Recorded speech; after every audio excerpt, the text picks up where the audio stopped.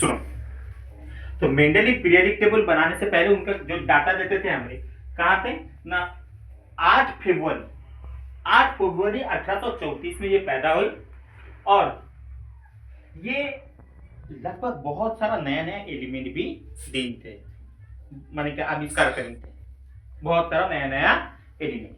अच्छा, इसके साथ पीरियडिक टेबल का देखने का नजरिया मेंडलीव बदल के रख दिए थे। वो क्या था ना, उनका पहला डेफिनेशन में अभी पहले बोल देता हूं, फिर आखिरी में भी बोलूंगा काहे के लिए ऐसा बोले गया था। उनका जो पीरियडिक टेबल था वो टोटली बेस्ड माने क्या, किसमें था, किसके ऊपर डिपेंड था ना, एलिमेंट जो है उसका जो प्रॉपर्टीज है वो टोटली डिपेंड हुई था किसके ऊपर, उसके वस्तुत्व के ऊपर, मास के ऊपर, है ना नहीं। इसीलिए बोले गया एलिमेंट का गुणा जो है, गुण, वो उसके वस्तुत्व को प्रभावित करता है, यानी वस्तुत्व के हिसाब से वो मौलिक का अपना गुण प्रदर्शन करता है। काहे के लिए ना, शुरू से ही डाल्टन के थ्योरी के घड़ी से ही हमरे बोल दिन थे, क्या बोल दिन थे ना, हर अलग अलग एलिमेंट का पर्टिकुलर एक एक ठो एटम जो है, परमाणु जो है, उसका मास अलग अलग रहता है, भिन्न भिन्न मौलिकों का भिन्न भिन्न वस्तुत्व रहता है। अच्छा, तो वो उसी को बेस करके वेट के हिसाब से, मास के हिसाब से ही क्या निकाले गया, एटॉमिक मास के हिसाब से पीरियडिक टेबल टी। अच्छा, वो पीरियडिक टेबल बनाने घड़ी एक ठो चीज ध्यान में रखी थे, क्या था, जो शुरू से बोलता हूं, एक ठो प्रॉपर्टी शो करने वाला तमाम मौलिकों को एक ठो कार्ड में लिख देते थे, एक जगह पिन कर देते थे। समझ में आया? एग्जांपल देखता हूं, समझ लो 7 ठो मौलिकों जो है वो रेड कलर के, वो कैसे कलर के हैं, रेड कलर के। 6 ठो मौलिकों है ग्रीन कलर के, 6 ठो मौलिकों है पिंक कलर के, 8 ठो मौलिकों है येलो कलर के। वो क्या करते थे, जो एक ही तरीके का गुण प्रदर्शन करता था वो टोटल मौलिकों को पकड़ते थे, पिन कर देते थे। क्या कर देते थे, पिन, एक तो बोर्ड में पिन कर देते थे।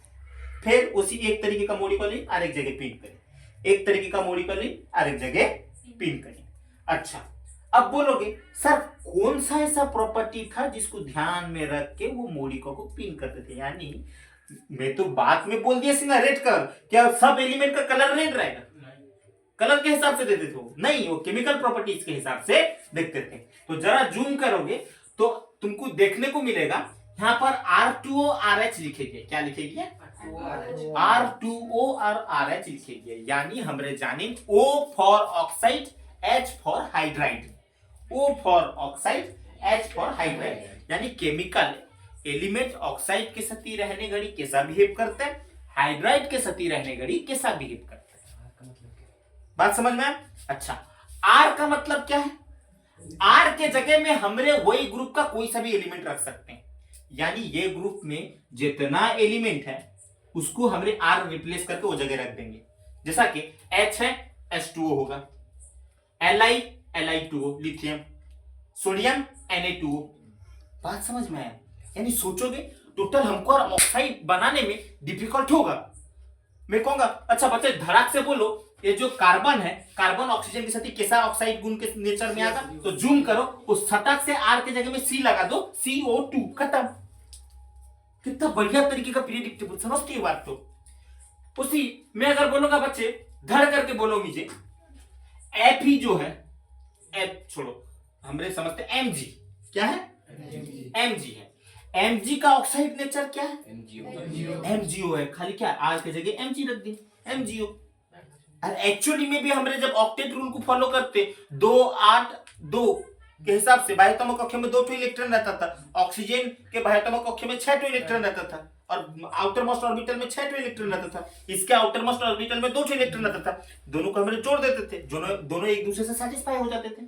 कई के लिए ना, मैग्नीशियम कहता था भाई मैं 2 इलेक्ट्रॉन लूंगा नहीं, मुझे स्टेबल होकर रहना है, मेरा आउटर मोस्ट ऑर्बिटल खाली होना दरकार, तो वो 2 इलेक्ट्रॉन दे देता था।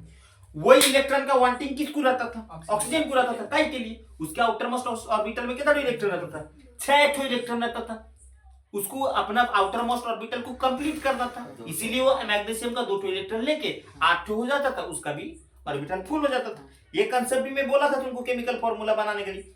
तो इसी तरीके से वो बड़े खूबसूरत तरीके से एक एक ठो नेचर ऊपर लिखी, एक एक ठो नेचर, ऑक्साइड और हाइड्राइड, ऑक्साइड का नेचर, हाइड्राइड का नेचर, ऑक्साइड का नेचर, हाइड्राइड का नेचर लिख देने के बाद जॉन मौरी का एक तरीके का ऑक्साइड के साथ बिहेव करता था उसको एक जगह रख दिया।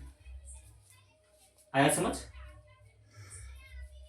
जैसा कि R2O और RH नेचर बिहेव करने वाला तमाम मौलिकों यानी एलिमेंट को वो एक तो पहले नंबर ग्रुप में रख दिया। सेकेंड में देखो RO RH2 बिहेव करने वाला, शो करने वाला, प्रॉपर्टी दिखाने वाला मौलिकों को सेकेंड में रख दिया। मजा आता है? समझ में आता है ना? नहीं, जहां डाउट होगा पूछोगे तो अब बोलोगे अब एलिमेंट तो रख दी, हमारा दिल कॉपर को ऊपर रखेंगे, लिथियम को नीचे रखेंगे, लिथियम को सबसे नीचे रख देंगे, या फिर हाइड्रोजन को लेके बीच में रख देंगे। नेचर एक ही है, एक ही तो लाइन में रहेगा, वो जहां रहे नहीं। यहां पर वो और एक तो चीज बोली थे, क्या शुरू में ही मैं बोला था, हर मौलिकों का प्रॉपर्टीज उसके एटॉमिक मास का पर्याय पढ़ना है ना? नहीं, वस्तुत्व का पर्याय पढ़ना है। तो किस तरीके से सजाए थे वो तो समझाता हूं। देखो पॉज कर देना। अच्छा देखो बच्चे, यहां पर कितना तो एक तरीके का नेचर R2O RH वाला, ये टोटल 8 ठो का 8 ठो एलिमेंट में यहां पर रख दिया। मालूम देते हैं, ये है गोल्ड, सिल्वर Ag, ये है Na यानी सोडियम, ये है K potassium, H hydrogen, Cu copper, Li lithium, Rb रोबेडियम और RH में ये है सीजियम।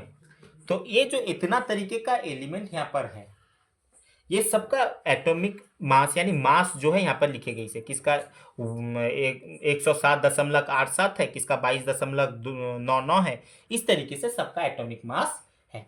तो इसको सजाड़ने के लिए हमरे क्या करेंगे, देखो एक जब ध्यान से देखोगे तो तुमरे सब खुद मेंडेली पीरियडिक टेबल खुद बना दोगे। वो क्या करेंगे, क्रमों के हिसाब से सजा के रखेंगे। क्रमों के हिसाब से मतलब छोटे से बड़ा। यहाँ पर सबसे छोटा एटॉमिक मास वाला जो है वो है हाइड्रोजन, है ना? नहीं, हमरे ऐसे में रखते। छोटे एटॉमिक वाला कौन है? हाइड्रोजन। अच्छा, हाइड्रोजन के बाद वाला कौन है? लिथियम है। देखो कौन है? लिथियम। ये देखो सेकंड में हमरे किसको रख दी? लिथियम को रख दी। वैसे थर्ड में देखो कौन है? सोडियम। सोडियम जो है उसको रख दी। देखो 1, उसके बाद 6, उसके बाद 22। अच्छा 22 के बाद आगा पोटासियम, है ना? नहीं, काई के लिए ना, वो उसका मास है, एटॉमिक मास है 39, है ना? नहीं। अच्छा उसके बाद क्या है देखो,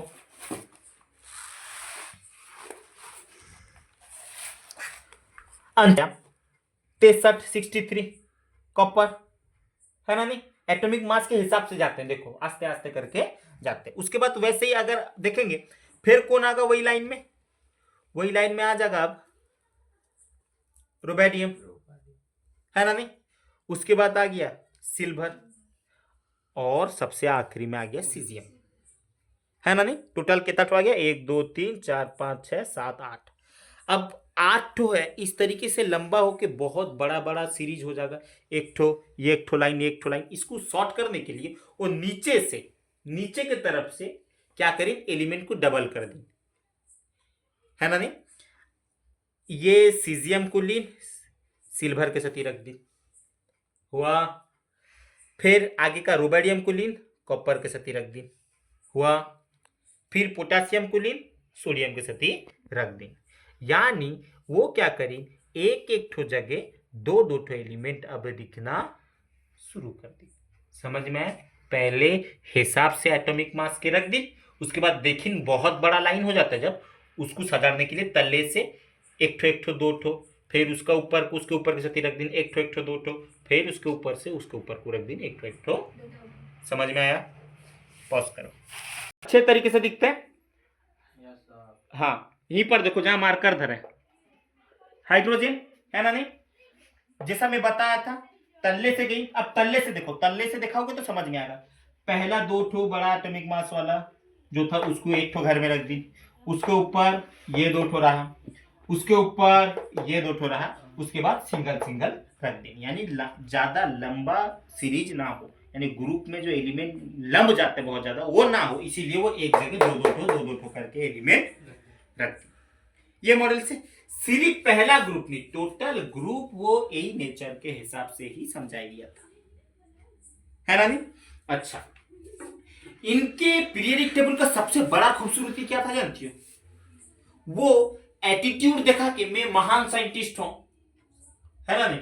मैं महान साइंटिस्ट हूं, मैं जितना एलिमेंट दे दिया उतनी ही एलिमेंट है, मैं जितना निकाल दिया उतनी ही मौलिक है, उतनी ही एलिमेंट है, और कभी भविष्य में निकलेगा नहीं, ऐसा करीन थे नहीं वो। मेंडलीव एक खूबसूरत स्टेटमेंट ये भी दिन थे बिना गरूर किए, वो इतना महान साइंटिस्ट, कोई और इनसे क्या कह जाता, मैं इतना महान 18 साल का तपस्या इतना खूबसूरत दिया, अब मैं कहता हूं कि इसके बाद और कोई मेरे तरह जीनियस आएंगे नहीं, क्या और कोई एलिमेंट निकलेंगे नहीं। वो विज्ञान को अच्छे तरीके से समझते थे, वो जानते थे भविष्य में जितना आगे आगे दुनिया बढ़ेगा उतने महान साइंटिस्ट पैदा होते होते जाएंगे। तो उसीलिए वो स्टेटमेंट दिन थे कि भविष्य में बहुत सारा एलिमेंट और भी निकलेगा। यही वजह है वो बहुत सारा खाली जगह छोड़ी थे, बहुत सारा खाली जगह छोड़ी थे। काहे के लिए ना, अगर भविष्य में कोई एलिमेंट निकला तुमरे परेशान हो गए नहीं, मैं तुमको और मदद कर देता हूं, पीरियडिक टेबल में कुछ खाली जगह दे देता हूं, तुमने वहां पर उसको एडजस्ट करके रख दो। खाली ये स्टेटमेंट दिन थे नहीं, और भी बढ़िया स्टेटमेंट क्या दिन थे पता है? साइड को जूम करो जरा, इस साइड को देखो, एक बोरॉन लिखी से एक बोरॉन, उजघड़ी बोरॉन निकल गया था, उजघड़ी क्या निकल गया था?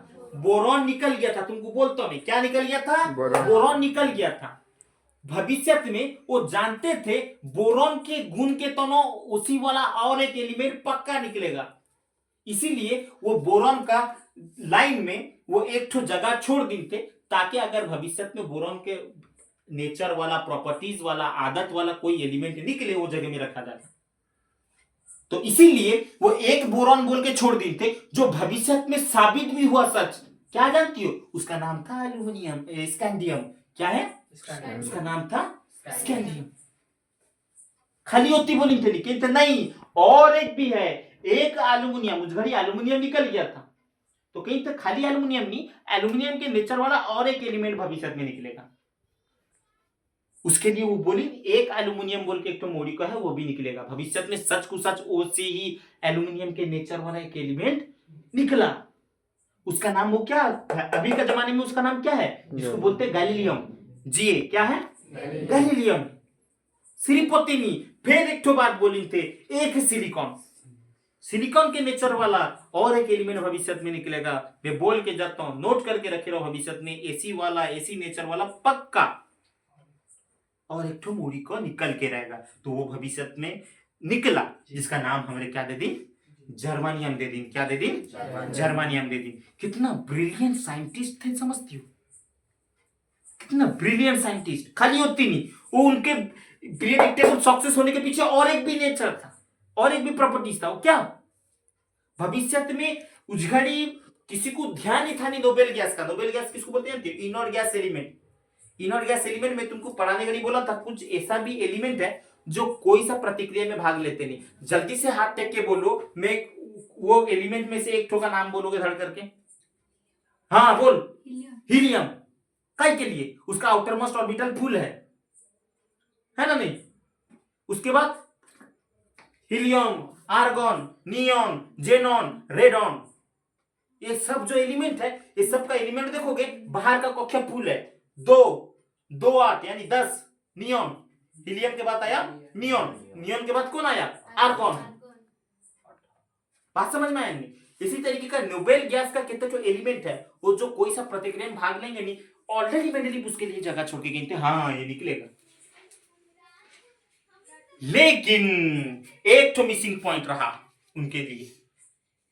मैं बोला था बार बार, साइंटिस्ट जितना भी जीनियस रहे, लेकिन वो है क्या? इंसान। और इंसान से ही क्या होता है? गलती होता है। और मेंडलीव से भी कुछ गलतियां हो गया था, जिसको बाद में वैज्ञानिक नोट आउट कर दी थे कि ये है मेंडलीव का गलती।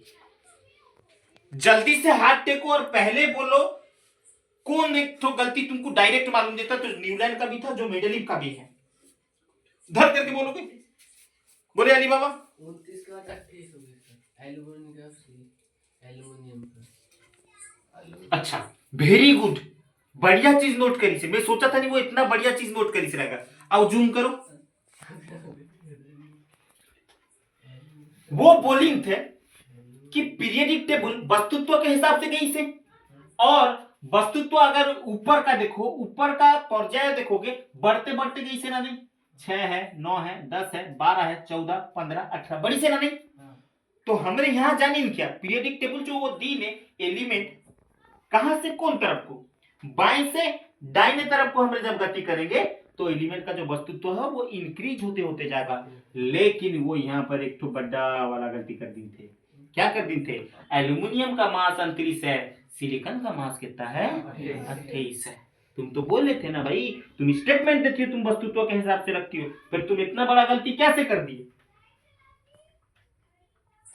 आगे 29 रहना था, पीछे 28 रहना था। तुम क्या करे, तो पीछे 28 के जगह आगे 29 रख दिए, उसके बाद 28 रखे। उनको छोटे से बड़ा जाना था ना, हमरे सजाई थे किस मॉडल से याद है? बड़ा तले, फिर उससे छोटा ऊपर, फिर उससे छोटा ऊपर, ऐसा कर करके गई थे। नोट करो, ये कितना है? 72 है ना नहीं? उसी साइड के हिसाब से भी बढ़ना चाहिए, साइड के हिसाब से बढ़ना चाहिए ना नहीं? तो यहीं पर देखो, ये है कितना है? 47 है। ये कितना है? 69 है। 69 आगे रहना चाहिए था ना, 42, 47 आगे रहना चाहिए था, 47 आगे रहना चाहिए था। उसके बाद क्या आना था? 69। लेकिन तुम क्या करे, 69 को पीछे कर दिए, 47 को आगे। ये एक तो उनका बड़ा बड़ा ड्रॉबैक्स था। और एक ड्रॉबैक्स मैच होता है न्यूटन के साथ, वो क्या है? ध्यान से जल्दी बोलो। एक तो रूम में 2 हाँ, एक तो जगह वो डबल डबल एलिमेंट रख दी थे, एक तो जगह डबल डबल एलिमेंट में 10 बार बोल रहा हूं, एक तो एलिमेंट के लिए एक तो जगह तय है। नीचे बोलो, क्या पोटासियम कॉपर एक है? नहीं ना भाई, कॉपर अलग है, पोटासियम अलग है। कॉपर को अलग रखो, पोटासियम को अलग रखो। तुम क्या करें? एक जगह में रख दी। लेकिन ये छोटे छोटे गलती के लिए हमने उनको, उनका महानता को हमने इनकार कर सकेंगे नहीं। उनके महानता को सराहना करना चाहिए। भाई तुम महान हो, जो दे दिए वही महानता है ना नहीं? इतनी देना किसी के बाप में दम नहीं। 18 साल का मेहनत था, 18 साल, 18 इयर्स, एक एक तो नेचर पकड़ना उसके हिसाब से। क्या ब्रिलियंट आदमी थे। One of the huge fan मैं हूं मेंडेलीव का। सोचोगे तुमने इतना, भाई ये एलिमेंट, ये इलेक्ट्रॉन देगा, वो इलेक्ट्रॉन लेगा, वो इलेक्ट्रॉन देगा, वो इलेक्ट्रॉन देगा, ऐसा कर करके तुम्हारा दिमाग पगला जाएगा। कुछ नहीं लियो, हटात मेरे लिए पीरियडिक टेबल देख लियो, खोले, आर के जगह एलिमेंट बैठा है, मिल गया ऑक्साइड।